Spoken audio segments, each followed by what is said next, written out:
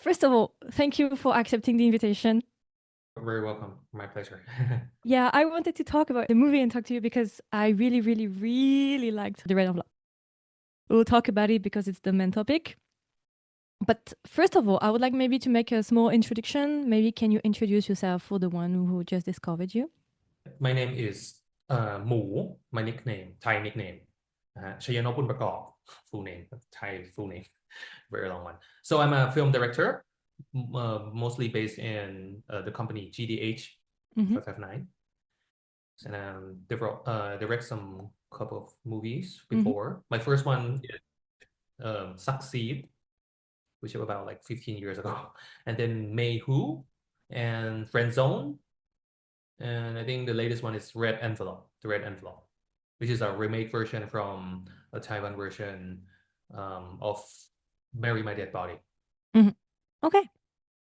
So maybe it's a bit like a basic question, but sometimes it's interesting to ask this question. Why did you decide to become a director? Why the movie industry? Yeah, it's quite a fun story. Mostly I talk about this many times. Uh, at first, I just like a normal kid, and I just got into a university by following my girlfriend. Mm-hmm. Yeah, she wants to enter July is one of the top university in Thailand.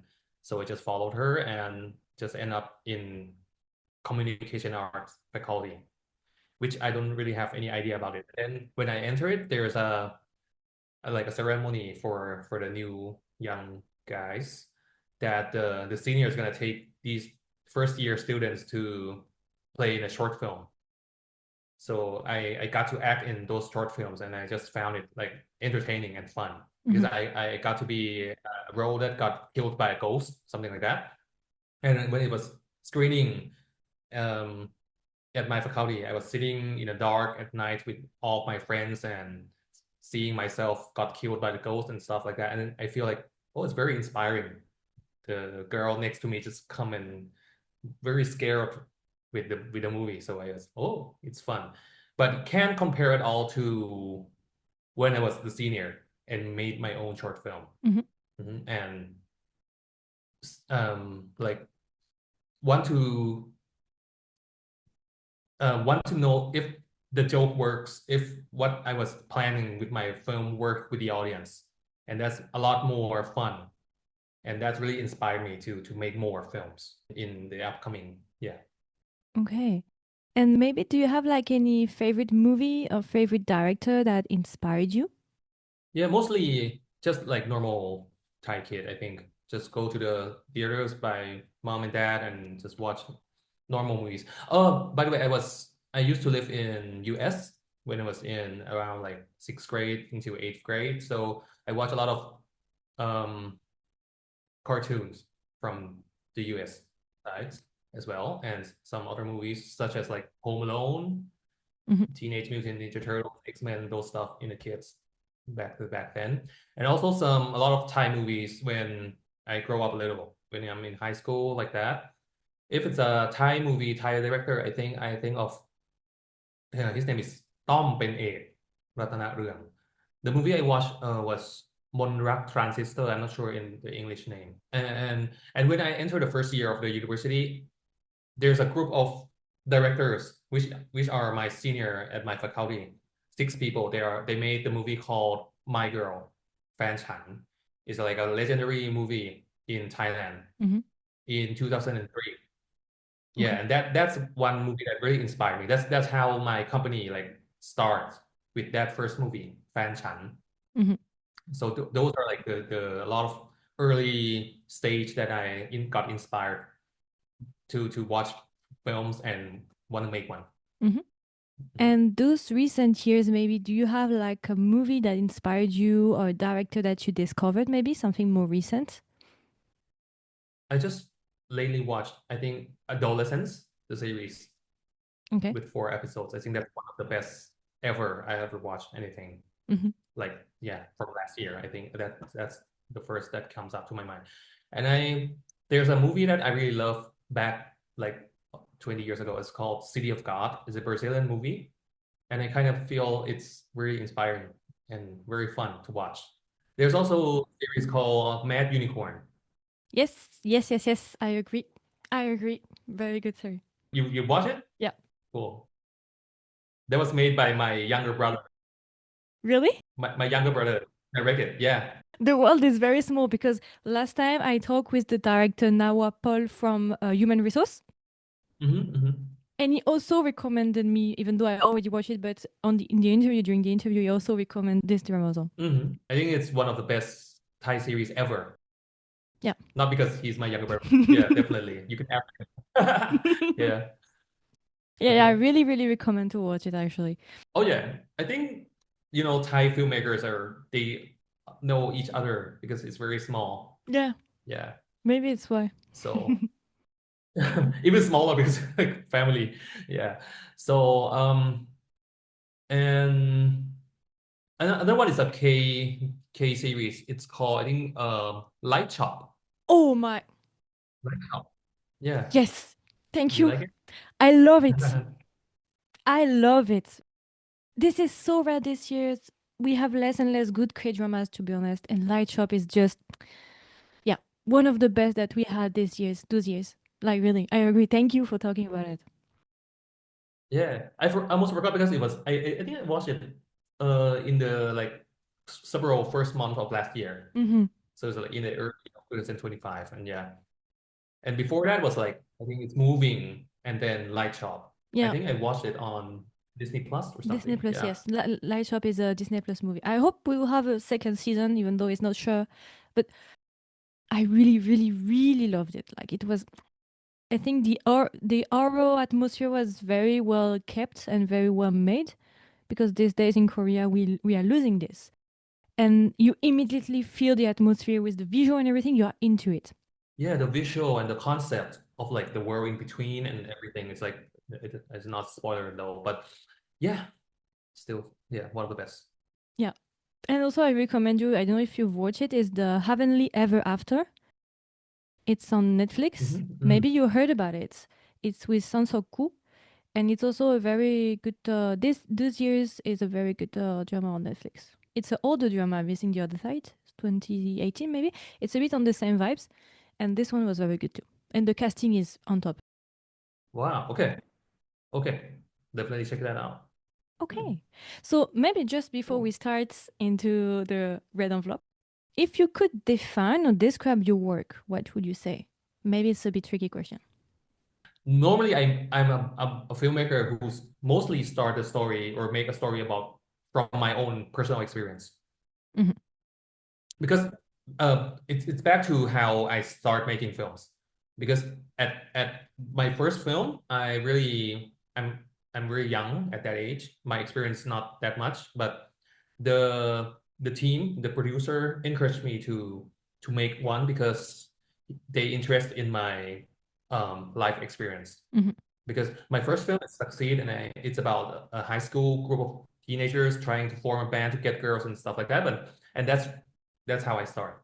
So after that one, I start making films from yeah. When I was a kid, I used to do this. When I was a flight attendant, I used to have that experience. So I'm most of all my films are made from my experience. So you can say I'm a filmmaker who make story about my own personal experience based.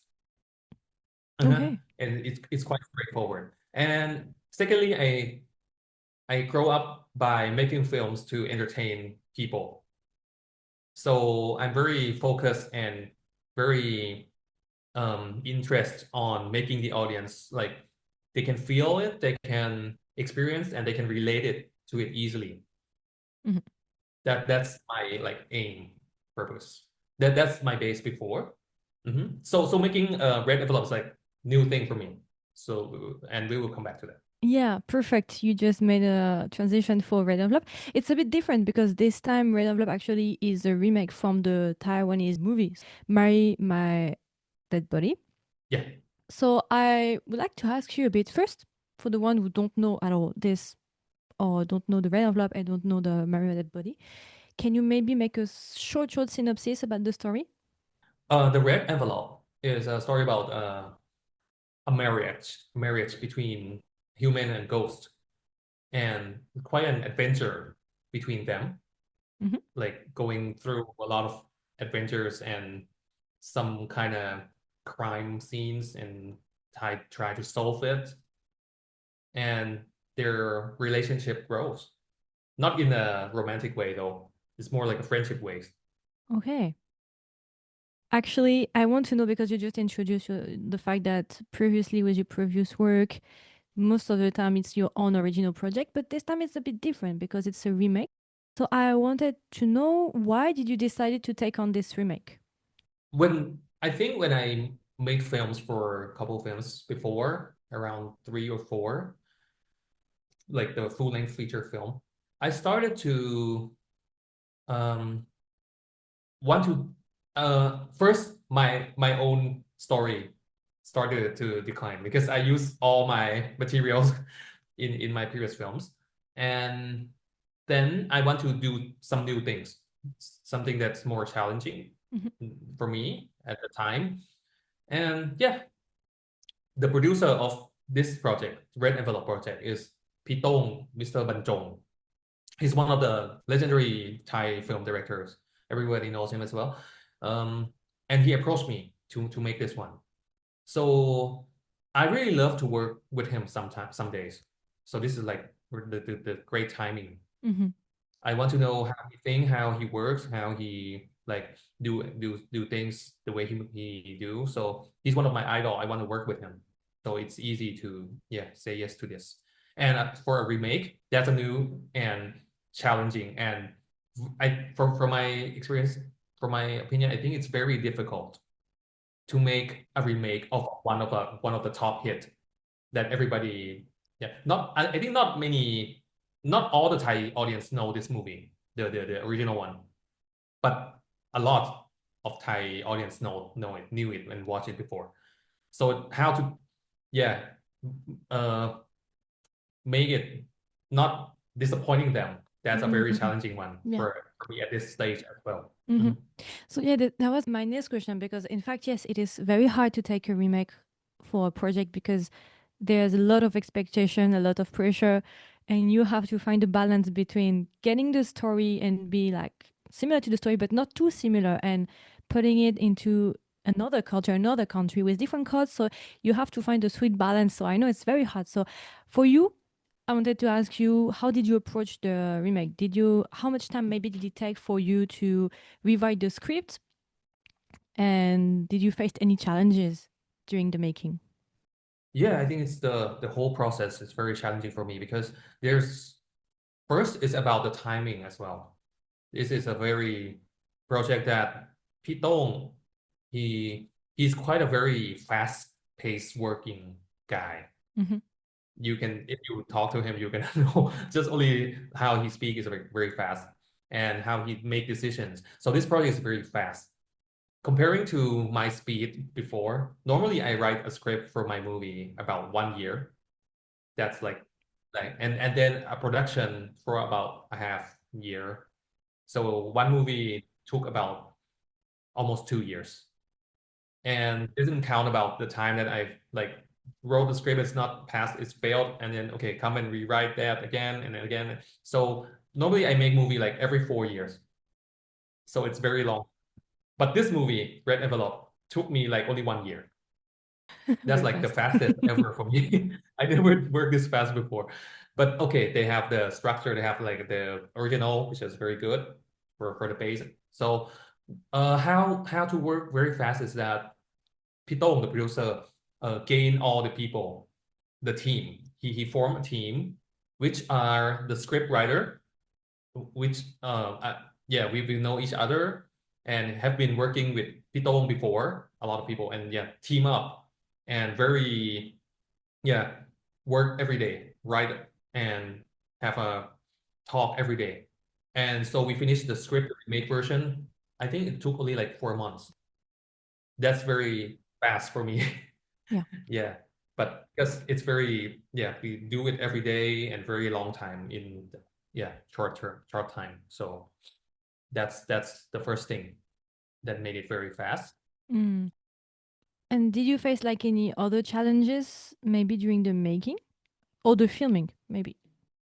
Yeah, I think there's a lot of pressure for comparing to the original. Of course, like if you make a remake, then that's the first thing, right? Mhm. And yeah, so for me, I think about comparing it all the time. Like, is good enough? Is this surprise? Can it surprise the audience that have watched the original version before? And but we still need to keep something that, yeah, this is like the signature or the heart, the soul of this movie. This scene is very iconic. We we still want to keep it, but we still want to make it like a different way, and yes, still can make a surprise. Such, for example, the scene when the ghost possessed in my movie, his name is Men, which starred by Bill, got possessed by Titi. So I'm gonna call it the character name. Titi possessed men, and then he went naked on the street and starts singing and dance, and that's like a very iconic scene in the original version, right? Yeah. Yeah, but of course, if it's a Thai version, there he's gonna sing in Thai. Let's make a Thai song or something like that. So what song's gonna be something like that? That's very something that we talk a lot about it. Like, and yeah, the final decisions. It's quite you can know it's a well-known Thai song, but for some people might think that it's like it break the rule. It broke Hmm. the rule, you know.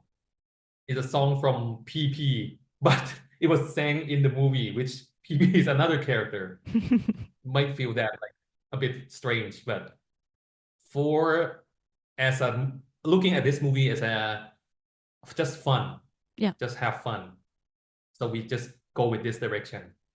It's very good that you talk about the pole dance scene when he started to Yeah. dance, because actually, when I watched the Taiwanese version, I got spoiled at the time, and this is one of the most iconic scenes. So I got spoiled with the trailer. Then I watched the Taiwanese version, and I was like, "Oh, okay, it's nice," but I already got spoiled. But with your version, you had the talent to surprise me with the scene. I never laughed Oh, that really? hard with the pole dance scene. I laugh even more than the Taiwanese scene. Really, really, really, really, really, Oh, really, really. No, really. And this is what I said into my episode, because I made an episode about Red Envelope. It's not out yet, but it will be out this year. And I said, you surprised me with a scene that I already saw 2 times. ah, I never laughed yes. that hard for this one. Like, really. Even the Taiwanese one, I didn't laugh that hard. I loved this one. Really, it was very good. Thank you. Yeah, there's also a cameo in the Taiwanese version. I think the police is what was starred by a very well-known actor, Yes. Hmm. Taiwanese actor. So also in this Thai version as well, the police and also the guy in the car. Hmm. Those are like the police is a very a famous actor. Hmm. He starred in so many Thai movies as a lead actor, and also he's the scriptwriter of Pitong's team, like all the very hit movies. And he also wrote a scriptwriter a bit in this project as well. Hmm. So he act as a police and a very supporting minor role. It's quite fun, a cameo. Yeah. So yeah, those details are like where we put it. Yeah. I feel the movie is full of Easter eggs. This is how I feel. Yeah. There's a lot of Easter eggs, but we try not to make that interrupt the audience too much. Hmm. I mean, if you don't know it, you just can skip it. You doesn't really bother you. But if Hmm. you know more about it, then it's gonna be like a bit more fun. Yeah. Yeah, this is why also I wanted to ask you some fun fact about the movie, because I know that for the Thai audience, it's easier to catch those Easter eggs, but maybe for an international audience, we might miss a lot of things. So you already gave some fun fact that I really like. Do you have maybe like other fun fact that we might have missed as international audience? This wasn't in your your script. I haven't prepared for this one. I need to have some time to think about it. I just put the fun fact, I think. Any fun fact about the movie? Oh, there's a one scene. This is not like I think, but this is one of behind the scene that all the crew laugh so hard. Hmm. I think it's one of the laughable moments in the behind the scene crew. It's when in the underground room where there's a lot of tons of characters at almost at the end of the movie, like yeah, combining together. And there's the big boss guy Mm-hmm. was played by Piro. So he's like the boss, and he got Men and Didi tied up, right? Oh, just Men, and Didi can't do Mm-hmm. anything. And then there's Didi's boyfriend, which in the movie his name is Din, Mm-hmm. the tall guy Mm-hmm. who yeah cheat on Didi, right? And then he walked out to the boss and said like, okay, the car's prepared. Let's escape from this place before the police come in. And and the first take that we shoot this scene, the boss just turned to Din and said, "Who the hell are you?" Because yeah, and we all forgot that they never met in any scene before, Oh. even though yeah, I mean in real life, like the guy who played the big boss never met the guy who played Okay. Din before, and that's very the first moment that they met in the entire life. So he just yeah instinctively replied like, "Who the hell are you?" That was very natural. Yeah, very natural. Like he didn't know, completely didn't know. Like even though yeah, so we all laughed, and I need to cut it because it's so funny. Yeah, because P. Rowan is like a very senior actor. Mm-hmm. He plays in like almost 100 movies, and we all love him. He's very comedy and everything, and he just replied like, "Who the hell are you?" Like very natural. I think that's one of the best moments when we beat the crew. When you ask about behind the scene or some special or surprise moment, mostly I think about the main actors, which are PP and Bilgin, Mm-hmm. mostly, of course. And I really feel um, have an honor to work with both of them, and because they're already very famous at first. I mean they are like they've been in many series together, Mm-hmm. very well known already, and they're also a singer, both of them. And I even went to their concert before, so oh, they're very like a star. But and then finally, I got to work with them, and I can feel like okay, when they work very hard, Mm-hmm. and they give it all, even though with some skills that he's not good at it at all. For example, like Bill Ginn, he just said at the first that he can't dance. The dance is his pain point. He can't do it. Mm-hmm. Please don't go hard on him about this. But when with the practice, with the scene and everything, he tried so hard. And for me, when I see somebody like work hard on it, even though how good or anything, I'm just like, okay, let's go for it. I really feel great. And I wanted to ask you, how did you cast them? How did that happen? How did you? Was it easy to find the characters, the actors for the characters, or was it more difficult to find them? Okay. For the both main actors, Yes. PP Bilgin, Mm-hmm. it's from Pitong, the producer, because he watched this original version in a film festival, and during when he was watching the movie, he thought, okay, if this is a remake Thai version, it's gonna be PP and Bilgin only. Okay. That's his final answer. Yeah, so we got these two first, and then for the other supporting actor and actress, yeah, we cast normally like cast very tense casting as usual. And for the role, the police woman, Mm-hmm. Yeah. I think that's one very difficult role, Okay. person to find. Yeah, and finally we got Goi Nachaporn, the girl in the movie, which in Thai we changed to Goi. It's different tone, but Mm-hmm. it's similar to her real name. Yeah. And for Ama, the grandmother, this is one of the hardest role as well, to try to find the old lady who match with the energy. Needs to be a comedy as well, but feel real and realistic, and you can see that when she feel it, we can feel with her as well. Mm-hmm. And also a very hard role is the father, Mm-hmm. Yeah. Iti's father. Mhm. We found him. He's a stage play director. Okay. normally. He doesn't act at all. He's not an actor. Mhm. So we kind of feel like he have the realistic vibe, and fresh for the screen because we kind of never seen him act before. Yeah, so I think these are the three roles that's very hard to cast. Mhm. And also, a thing I really liked, and I don't remember if in the Taiwanese version it was there or not, is the dance battle toward the ends. You know what? They are dancing. They are going into the club and they are dancing. Like there Oh, is yeah, a yeah, yeah. battle dance and dance battle and battle dance. I don't know. And I really like this. And I don't know if it was in the original version.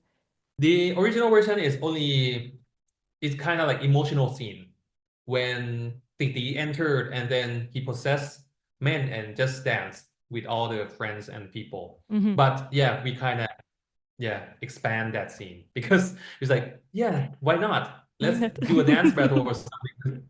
You know, in Thai, these pubs are like, yeah, the stage, this where you can do this.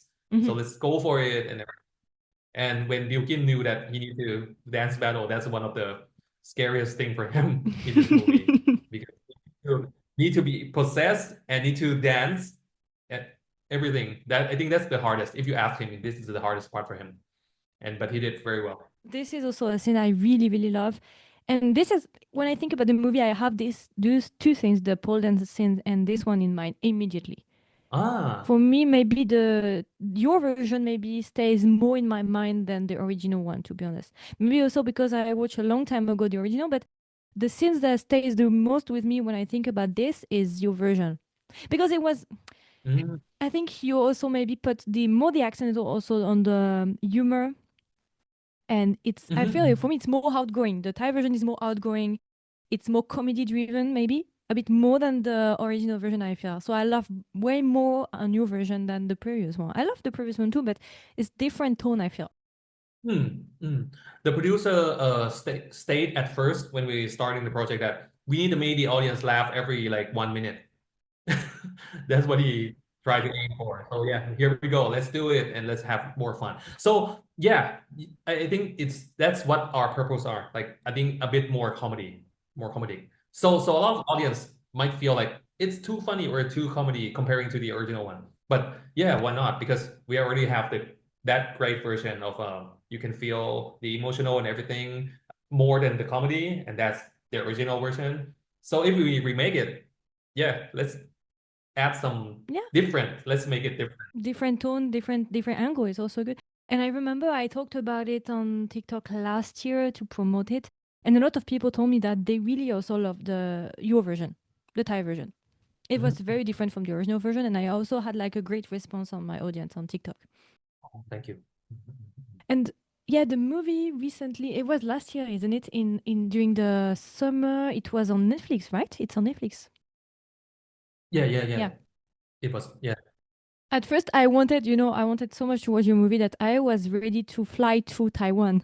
At one point, I wanted to fly to Huh. Taiwan because I was in China and I couldn't watch it. So I was like, should I go to Taiwan? And then the moment I wanted to go to Taiwan to watch it, then it got on Netflix. So I was like, okay, let's not buy the ticket flight. Let's watch it on Netflix. You made me save some money. Oh, okay, cool. Great.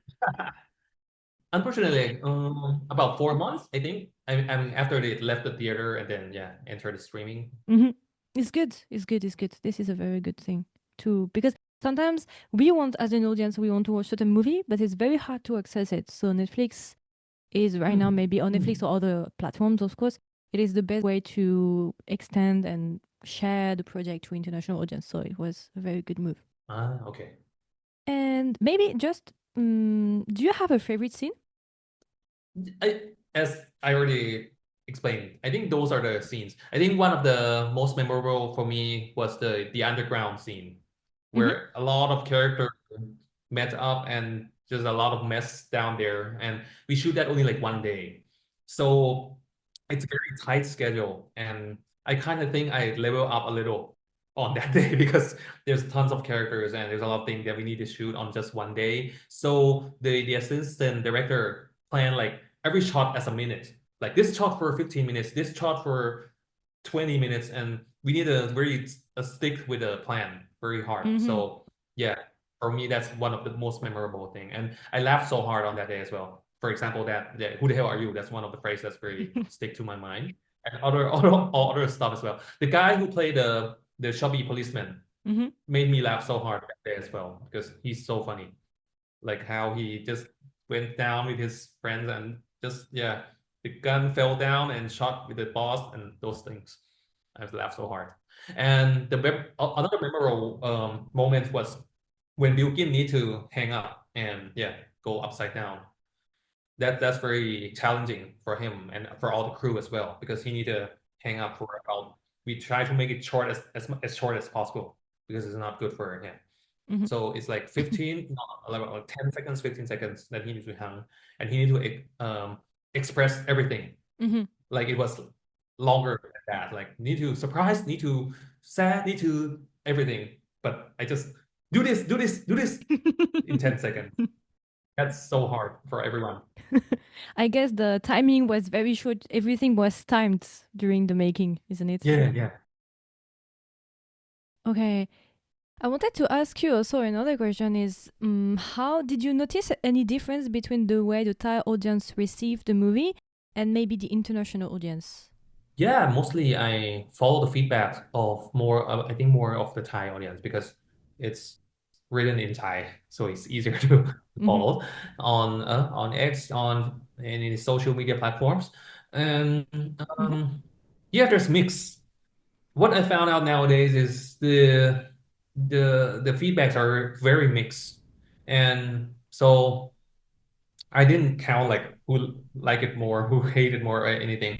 But I can separate like if there's also like people who watch the original version and like it more than the original version, and also didn't like it more than the original version as well.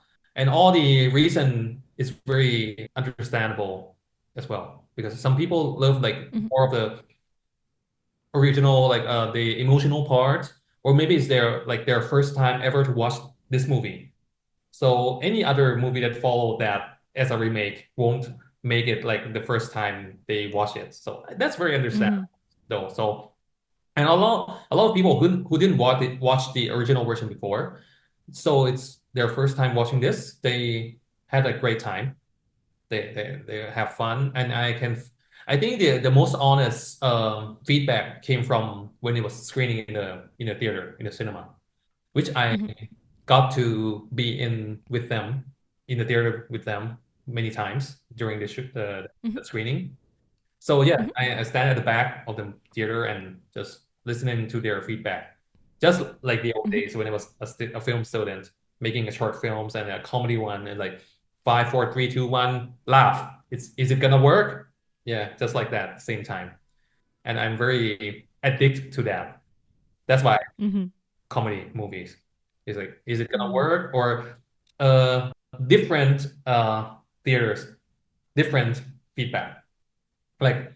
theater in the main city, like inner city or outskirt or the suburb or the outer Mm-hmm. province, all the feedbacks are a bit slightly different. Okay. And I love to see that. I love to talk with the filmmakers or the producers, like why? Why do they relate to this more? Why do we relate to this a bit, something like that. So it's very fun Mm-hmm. at this. It's like making an experiment and this is the result. And we talk about the results. And also, I'm not sure I asked you exactly, but how much time just the shooting of the movie took? Um, this one is, I think, 25 days. Okay. Pretty tight comparing to what we need. Really? For you, for example, for your previous project, how much time did you take? Actually, back when my first movie, it was 31st, 30, 31 days. Okay. Yeah, Yeah, a bit shorter. yeah, but for other movies, back like go way back, it's like 50 days, 60 days, Mm-hmm. 2 hours movie, same, but a lot Mm-hmm. more time to shoot. And for this one, I think there's a lot of action scenes, a lot of things that happen that we need to shoot it in time. But Mm-hmm. also, I've learned from other projects in this recent years as well. that there's a lot of action scenes and action movie, but shorter time of shooting. Maybe like one of my Mm-hmm. friends' movie shot only 17 days. And there's like a lot of Oh, shooting, thrillers and everything. It's like, wow, very short. And it came yeah. out very well. So need to, yeah, get used to it. Okay. And maybe last question about Red Envelope, and then we can go to your future project. Do you have any message for Red Envelope, maybe for the audience who haven't watched it yet? Mm, I kind of try to think, try to make this movie as as just as fun as possible. I mean, it's a first of all, when just comparing to myself, if I want to start to click on the movie or buy a ticket, Mm-hmm. I think I need a guarantee that it's gonna be worth it, a good movie. Mm-hmm. I try my best to make that to make this movie with that aiming as well. From the Mm-hmm. posters, from everything that happened, from the cast and everything. So I don't know, guarantee from all my past works. I hope it will match your expectations. So yeah. And after you have fun or just decide to watch, I hope you can have something more. I want to add about this, but this is quite personal though. But during the last few days of shooting, Mm-hmm. about I think about 5 days, it's the same time that I need to go to the hospital to take care of my mom, Mm-hmm. her final days at the hospital. So it's like this day I stay at the hospital, the next day I go to shoot my films, and it's like switching like this. And there's a very absurd day that I was shooting the film um, when it's a hospital scene, the final scene in the Mm-hmm. movie. And then I come back to the hospital. It's like the same room. The feeling and everything is quite same. So it's like I feel surreal. Like this is real life. This is the movie, Mm-hmm. but it's happening in the bed as well. And after I finished shooting, my mom passed away. Only like a couple of Okay. days. So it's a very tense moment for me, for my family at that time.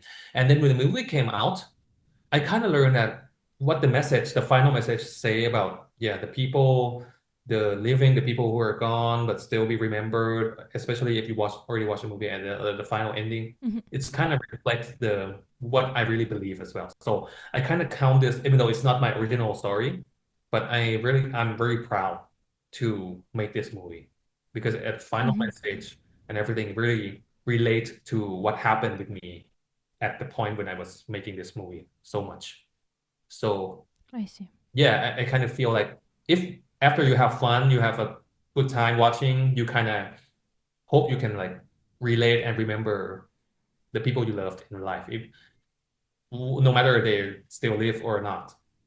Okay. Mhm. I think that's pretty much it for the red envelope. Maybe we can go to your future project. Maybe one question that interests me is, do you have any upcoming projects that excite you and anything that you are working on right now that will be out soon? Yeah, exactly.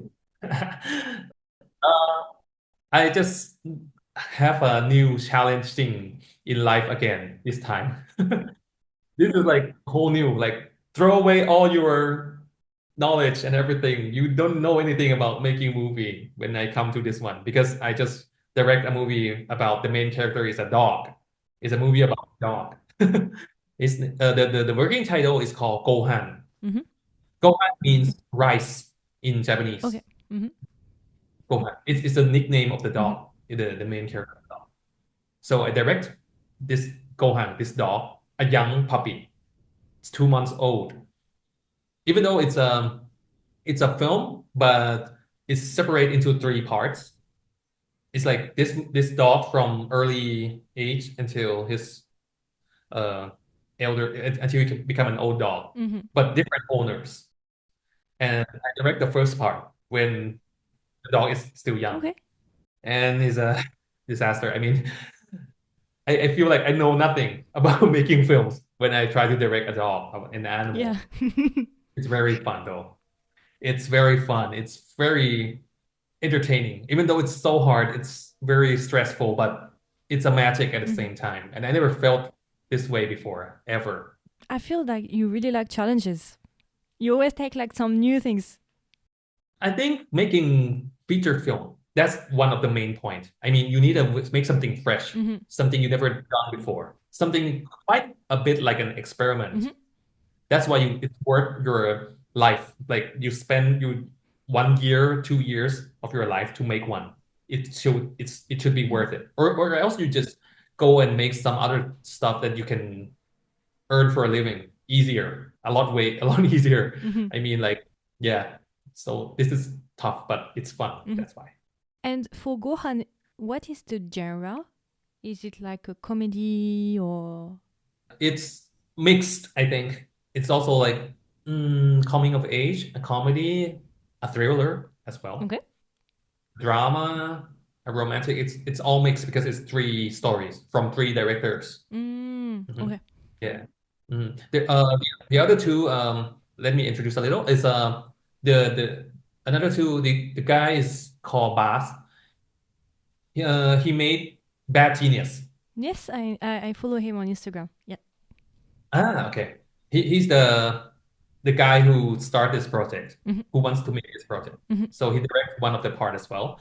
And the other guy, his name is Atta. Atta made the Not Friend Hmm. movie about a couple of years ago. Hmm. It's a very teenagers coming of age movie as well. So Okay. yeah, including me as well. Really.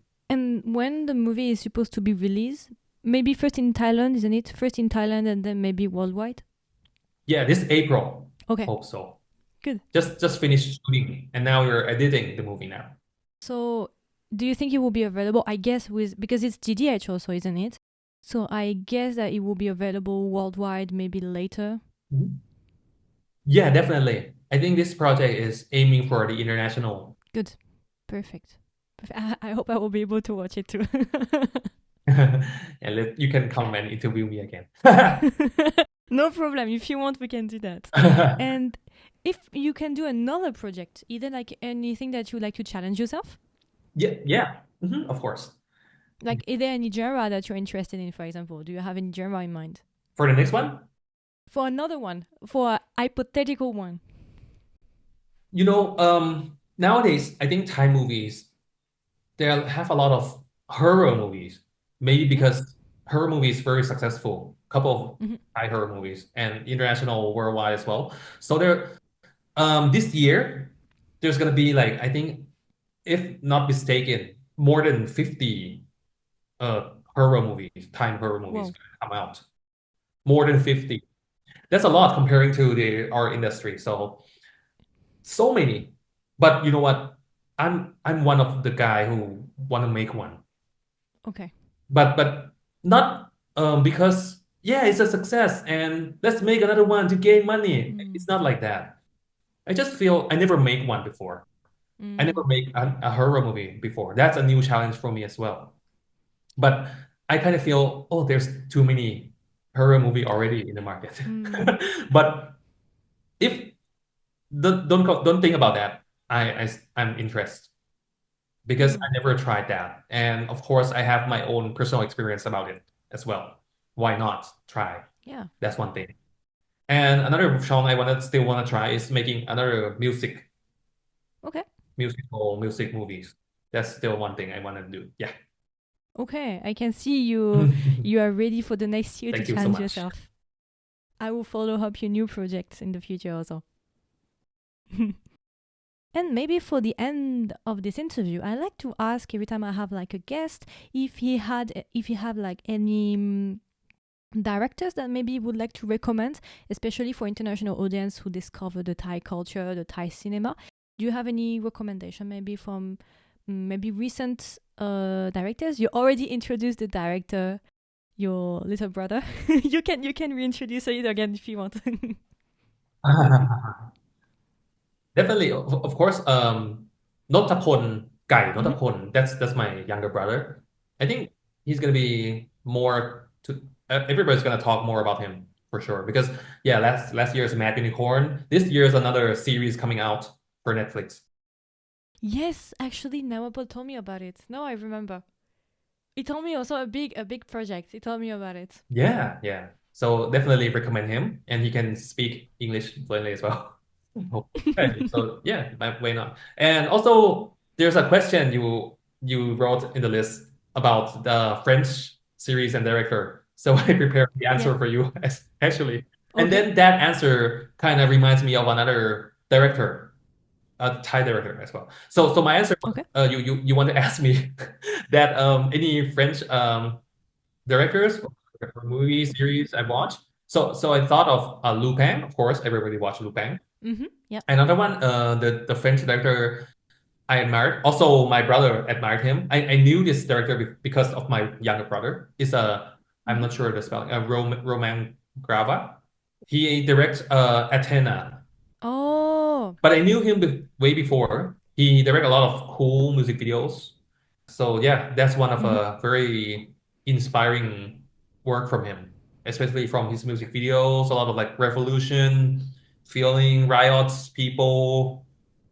His visuals very inspiring.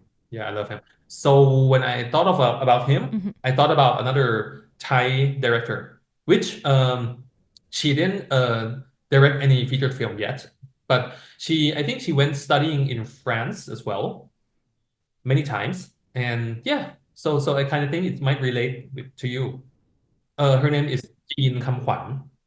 I Mm-hmm. think she's like one of the top music videos directors in Thailand nowadays for many years. Yeah, you Okay. can search her name. Gean, one of the best Thai music video directors. Okay. Good. And any movie maybe from Thailand? What genre? What? Anything. Anything? Anything you think people should watch or you would recommend to an international audience? Yeah, let's go with that movie. I just recommend. I talked about in the early interview. It's called Mon Rak Transistor. I watched it when I was in high school, but I didn't really like it at that time because maybe I'm too young at the time. But then I rewatched it again.